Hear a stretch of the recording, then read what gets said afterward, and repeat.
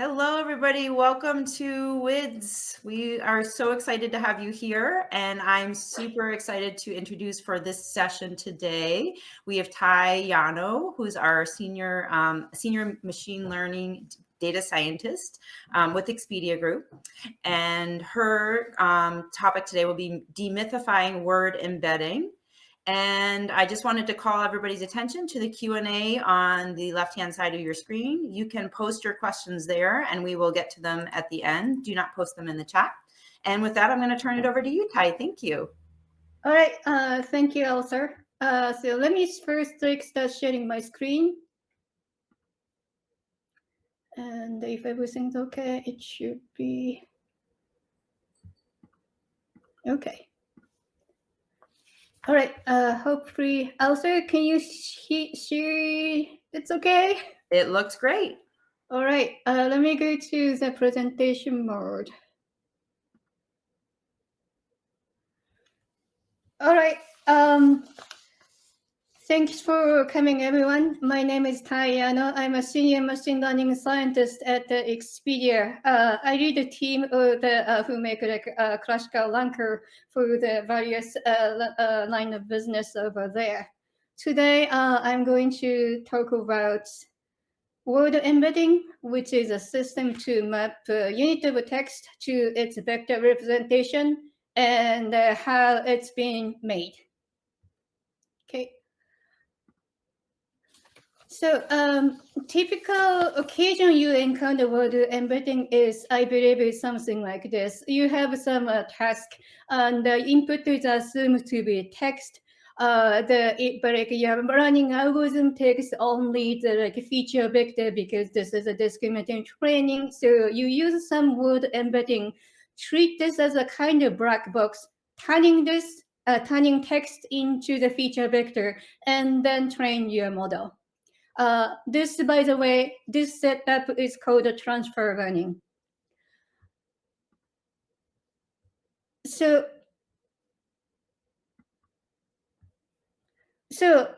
starting with like this is okay, but in my experience, you kind of like hit the plateau or the ceiling to say pretty soon. And one of the things is like this, it's really hard to go beyond the proof of concept because you don't know if you don't know much about what's going on under this pre-training or the representation learning side. And the kind of a goal of my talk here is sort of close this gap, because I believe people say these are black box, you can treat this as a black box, but in my experience, it's not really true. You should know what's going on inside in order to even use it better or leverage it better. And especially if you are going to, so if you're going to keep using the neural network and you are going up to this various skill level of development, getting this word embedding or the representation learning at the very beginning, even that's using this feature engineering is, I believe, is very important.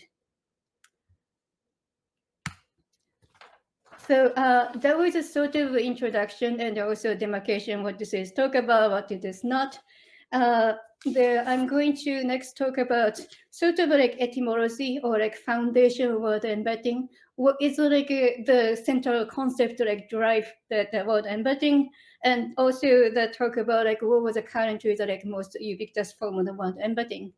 And then I'm going to talk more about evolution of word embedding. There's a various degree of word embedding, difference in sophistication, but it's sort of easy to think about it when it's tied to the language model. So I'm going to I'm going to review the concept of language model along with introducing many type of the different word embedding. And the last section is sort of summary or more a practical advice. So if you're interested, you can skip directly over there because that's mostly what I want to say in this talk. But let me just start first with foundation of the word embedding. So And Ty, we're still seeing your first slide. Did you progress it? yeah, I did. Okay. Okay. Let me took this slideshow and There. Yeah, okay. Now I see an example, sentiment classification. Thank you. It's okay. Like you missed like a table of contents, so big deal. Let me start with this one. So, typical example, say like a sentiment classification. Many of you, I believe, like have seen this task before. You essentially like to train the like function which takes text as an input and the output either 1 or 0. 1 means positive, 0 means negative. Your discriminative training model asks for the feature vector. So you would need to somehow transform this text into the fixed size vector format. One of the most straightforward approach to do this is called one-hot encoding. As the name suggests, this encoding take one word as like one vector that only one of the elements is being turned positive, and create a sentence representation as like the element-wise summation of this word vector. This is a very simple approach, and they have a lot of mileage to it, but of course there's a lot of downside. Some of them are mechanical, like if you say vocabulary in English, that's probably really, really large. And also the sparse encoding, none of this usual discriminative machine learning likes that. Other issue is like this doesn't really square nicely with you as a human because all elements are treated equal, and also there's no dependency among the like words inside. Because but like this is really not true as we know. Some fix you can apply. The pruning is one of the things. TF-IDF is the other things, or Enneagram model. You can like use any of this to approach this problem in a sort of effective fashion. But there is some other problem that is a little bit more pesky or the like difficult to tackle, in which usually this one is called like word similarity or semantic relationship. This one-hot encoding really quite devoid of like semantic relationships. So you, as a human, know that like word great is actually associated with amazing, and apples and a banana by transitive property that like they are both like close to fruits. You should see like the two like should be similar. But like in this encoding, everything is sort of like treated equally, and there is no biasing or priming going on here. One of the way to make this sort of like mathematically clear is like putting this into the vector space, reconceptualizing word as like arrows or vectors in a space. Here you see like only 3 dimension because I can't really draw the more than 3 dimension in my PowerPoint. But like imagine this is like basically like a 20 or like 30,000 dimension. That is like typical like working vocabulary of a human. Every single word in this space is treated as unit vector if we are using one encoding. That means every single vectors are orthogonal from each other, and the distance between these the vectors are really the uniform. There is nothing to bias that. Now, stretching the vector space analogy a little bit, the logical question you kind of like jump from there is like, okay, why don't we change the base? Change the base so that arrow or vector for the apple actually like relatively close to the banana and further away from the car. And while you were like changing a base, let's like maybe like compress the vector space into like much smaller size k, so that you can get rid of the pesky like non-sparsity problem. Good for machine learning perspective. And also get like a good nice property like parameter sharing among the units. A lot of discriminated machine learning will like this property. But of course, the next logical question is like, how are you going to get like such a projection mapping? And historically, the most prolific place to start this is actually this concept from linguistics called distributional hypothesis of semantics. This is a little bit of like sweeping the like utilitarian idea, but it's essentially claim that like semantics, lexical semantics is approximated by what is a kind of word that appears nearby. So if there are two words and have like similar things around, for example, apples and the banana, it should be considered as similar. So very utilitarian, but this is actually have a like very like useful and say like affinity to the computer science. Practically, this makes like a really good starting point for us to think about like semantics. And there's a lot of like computer science and mathematical idea that actually drive from here. One of the earliest one that is very natural things is like treating this as like matrix and do the singular value decomposition. This called latent semantic analysis. Other idea is like taking this as like a mixture distribution over the category. Most famous one is called latent ratio allocation. Many of you know this as a topic model algorithm, but this is like totally can be used for like word representation. Other things is like more computer sciencey, or like it's like more constructional using this Brown crossing. This is one of the most like the like used one in the 90s. It's construct these like word representation by constructing a trees and biasing a tree branching with the word distributions around. And of course, the most famous one nowadays, or most popular one, is like neural network. And this is the one I typically call the word embedding, the distributional representation learning using a neural network. It has a few engineering advantage over other type of the methodology, but I will say the best quality, or like the most like suitable quality in a neural network is that it's very, very natural to think about embedding or the representation learning in this architecture. You really didn't have to do too much song and dance, because by definition, this hidden layer or feature transformation part is like baked into like a very canonical architecture of a neural network. If you don't have this hidden layer, if this is a neural network, it does do the feature transformation. So that is the next topics we are going to learn. What's this like neural representation learning is about.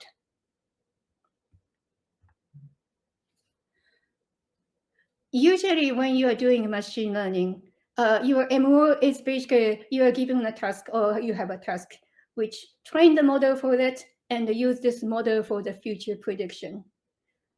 Representation learning in a neural network are slightly different.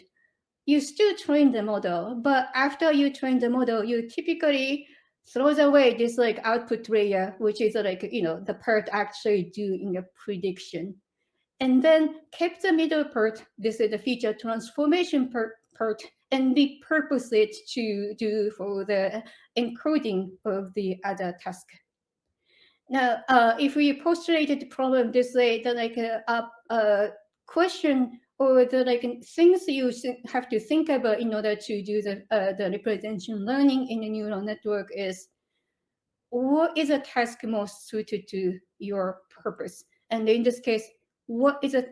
In this case, the question is, what is a task that's the approximate or like a good for learning lexical semantics? So word to back, this is one of the earlier successful representation learning of the word based on the lexical semantics. The task or the like model to train, it is like a sort of guessing task. This is a model which gets next word from surrounding word. So, so this is a very straightforward translation of distributional hypothesis of semantics, like just like observe like what is around word and then make a prediction. So the idea here is to perform this task efficiently. The embedding or parameterization must necessarily encode words with similar surrounding words and a similar fashion, which makes sense. This probably not the like only way to approach it, but like, it does make sense. And like if the record show it really works. So it's actually relatively simple as far as the neural network goes. The training is essentially maximum likelihood estimation and conditional distribution of a word. And in this case, condition comes is from like surrounding word. Probability function is implemented the log linear model. This is very typical for the language model. And then training process set this parameter in this visual, like set this as like a v and a v prime to the best possible value. And the word embedding preserve that and encode for some other purpose. The V1, whichever use is I think it's usually like inner metrics is being used, but typically only one of them are reserved. The mirror image of that proposed in the same paper is called skipgram. This one is like to predict surrounding word from the context word. Now, one of the key concepts like I like to underscore here is like this task, guessing next word from surrounding context, is called language model training. This is one of the most popular type of pre-training nowadays. It's kind of useless by itself, but it's turned out to be like very powerful. One of that point here is like this require no human annotation. By which what it means like in order to construct training data, you just need like lots and lots of text.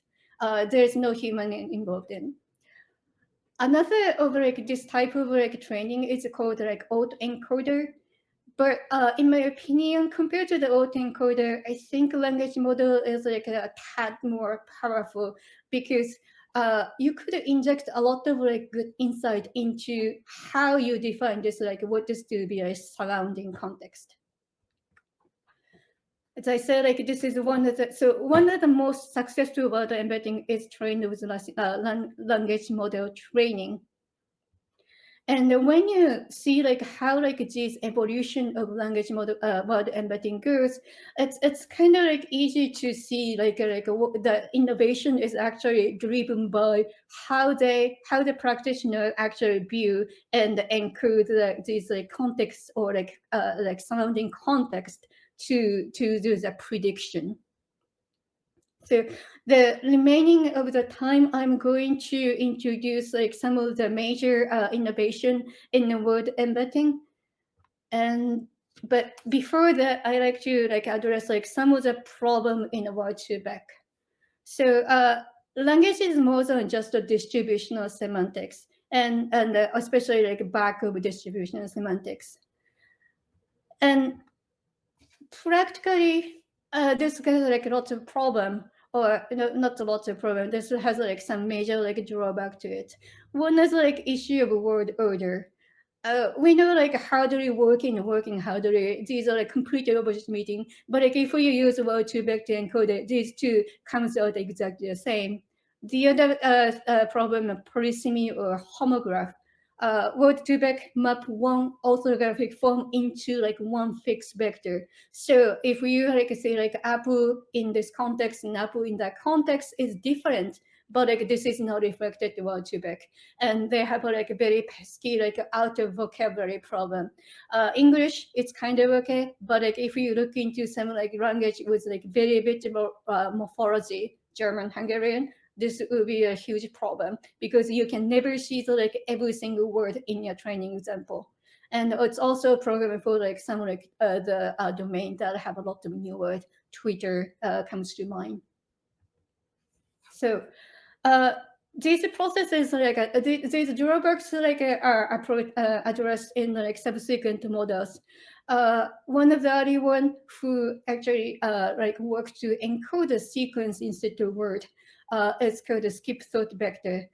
In this algorithm, the sequence were actually modeled explicitly. And in order to do that, they use a type of recurrent neural network called a GRU. The one of the drawback is like here is like embedding is no longer like a static lookup table. So in order to do the encoding, you have to run the inference at each time. Similar idea was applied to the like word level embedding as well. This one is called Elmo. And this is like one of the like earlier one of the so-called contextual word embedding. This is a contextual word embedding because word changes its vector depending on what context it's appear. So this is like a clearly address and alleviate like polysemy and like homograph problem. And in order to like implement that, it's used like bidirectional LSTM so that like sequence dependency actually like look to like both sides. Similar contextual word embedding is called BERT. Probably most of you know what is a BERT is. The difference between BERT and Elmo, they are both contextual word embedding. Difference here is like a BERT actually try to capture the structure, not the sequence. What this means, if there's like something very, very like distance PERT, but like also affecting like this current one, BERT can theoretically get that given a lot of data because it has like this like a mechanism called attention, which selectively like capture and like pass on the signal from like very, very far away. In LSTM, this is not true because this thing is like there's a signal attenuation happen. All the signal in LSTM have to be passed around these sequential manner. So by the time like some signal get to the place you like to do the prediction, it might be tiny. Attention mechanism doesn't have this problem. If the so and the yesterday should be connected, theoretically, if you have a lot of data, this should be able to learn it. Okay. Elsa, how am I doing time? I was just going to let you know we have about 2 minutes left. I don't have any current questions in the Q&A. This has been super informative. Does anybody have any questions they want to post in the Q&A for Ty? We will be sharing her slides on our YouTube channel, and I also will share her email right here, which so you can reach out to her directly and get those slides from her.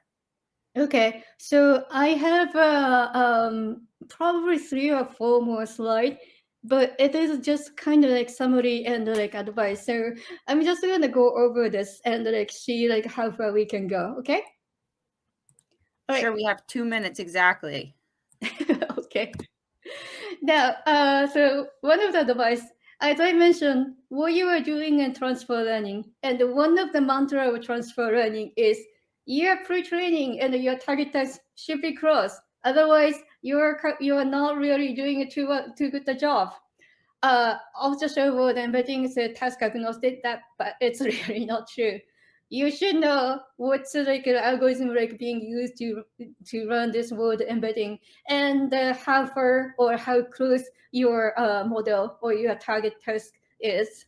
Which just means the one dimension is like you should think about language model that embedding is used and like what was the assumption here and like how much violation your model is doing. If you are using BERT and your task with the standard English essay classification, this probably is fine.